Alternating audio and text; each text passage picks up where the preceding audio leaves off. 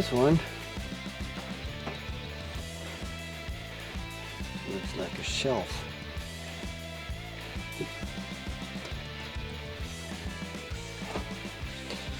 Spare screw. It's always not concerning at all. Alright, so this one slides in like this. And then of course I need to grind the edges here down roughly a millimeter to make them fit. Because these are now so tight that I need to loosen a few screws. Now that's good, of course, that it's tight, but I don't want to have to take apart some of the major parts just to slide this in and out. It should be doing that by itself. So here's the power inlet. Here is the relay outlets for connecting whatever you want triggered by music. And of course the USB connections to each one of the MIDI widgets. Usually I would use this for programming purposes, but since we're now going to have a computer installed, we can just as well use USB instead of these old-fashioned 5-pin MIDI. But yeah, there's the MIDI input, and this is the MIDI through, unless I want to connect, well, in case I want to connect other MIDI instruments. So here is the 7-inch touch display, which is gonna go in there. We might even mount that today. Maybe. Or maybe not. Alright, let's not just put it there like half-assed, then it will fall down. Will it fit in there? Oh yes. Now of course here's the piece de resistance. It is a rather decent computer. So this is going to be connected to the screen with an on-screen keyboard. And of course this is the 12-volt power supply, which will be going down here somewhere, and this one. I'm still not sure how I'm going to place them, but in this iteration of the Hellcorder they actually have room side by side, and of course due to convection it would be nice for the hot air to have a free flow upwards, and of course these ones will be connected here, so I mean it's a decent location for them, but both the 5-volt and the 12-volt supply are going to supply a lot of other things as well, so I need a bus bar. So maybe I should just drive them a bit further in and then have them connected to a bus bar here. I will also have the connection point for the 240 AC, so yeah, there's that. And of course all the input and the controls are planned to be mounted on the top plate, so I need a hole here.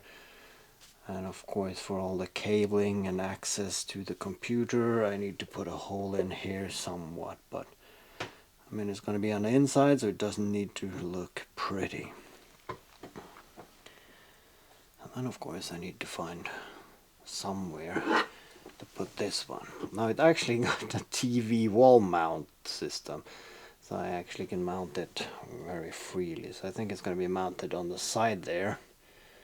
It's very discreet, and it will have a short cable to the screen and connection, which is going to be nice. And there's still a lot of room in here,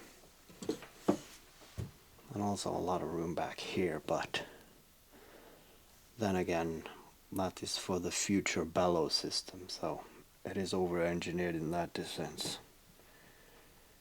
So yeah, that's it.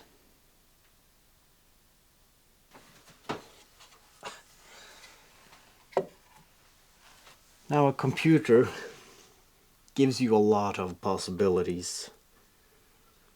And of course, since I'm gonna be mounting a regular guitar amplifier in it as well, it can basically play anything. So I can load the MIDI tracks, I can have it play a backing track by itself while you play the recorders over that again. Then again, I'm getting ahead of myself. That is, well, given the big assumption that the recorders will actually sound nice this time around, and there's no guarantee for that. Not at all. But yeah, it's looking good, and it's, well, it looks like it's gonna be more musically audible. Not sure which word describes it the best. I don't think that word is even invented yet. But yeah. So the next step is actually to mount this LCD display here. And once that is done, it's hooking up to the computer. Now this one comes with its own 12-volt power supply, but my power supply should be large enough to drive this one as well. So I don't have to jerry-rig the external power source for this one. Now another thing I need to find place for is this one. This is the extremely cheap audio interface, because you can't just connect the guitar to a computer and you need an audio interface. So the plan is, it's a circuit board in here. I'm gonna take it apart and then I'm gonna use that, make a mounting plate for it, because this crappy plastic housing is, well,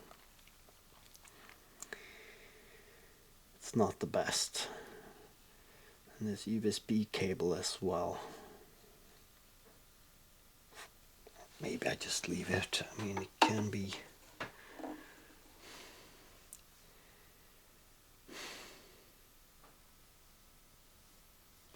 We'll see.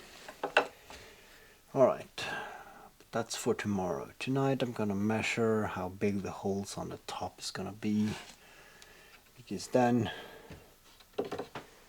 I can actually put the CNC at work tomorrow while I do the fun part of actually trying to wire this up. But yeah, that's tomorrow.